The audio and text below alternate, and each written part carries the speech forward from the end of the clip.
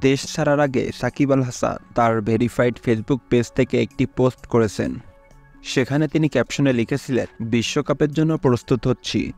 তার হাতে রয়েছে ওপো কোম্পানির ফোন এবং তিনি ফোনের মধ্যে নিজেকে দেখছেন। অথচ এটা নিয়েই সামাজিক যোগাযোগ মাধ্যমে ভক্ত সমর্থকরা আলোচনা সমালোচনা করছে। তারা ব্যাপকভাবে ক্ষেপে গেছে। সাকিব আল হাসান ইতিমধ্যে সবার সাথে ধোঁকাবাজি করেছেন। দর্শকদের আবেগ নিয়ে খেলছে এই অলরাউন্ডার।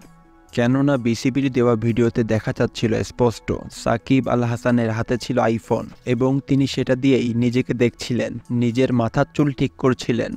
কিন্তু রাতে সাকিব আল হাসান ওখান থেকে ছবি নিয়ে যখন ফেসবুকে পোস্ট করেন, আইফোনের পরিবর্তে এডিট করে সেখানে ওপো সেট বসিয়ে দেওয়া হয়। সাকিব আল হাসান ওপো কোম্পানির ব্র্যান্ড অ্যাম্বাসেডর। ওপো কোম্পানির মার্কেটিং করার জন্য তিনি এই ছবিটা পোস্ট করেছেন। তাতেই ভক্ত সমর্থকরা এই বিষয়টা পছন্দ করেননি। অনেকে বলছে বিজ্ঞাপনের জন্য ফেক ইউজ করে সাকিব আল হাসান।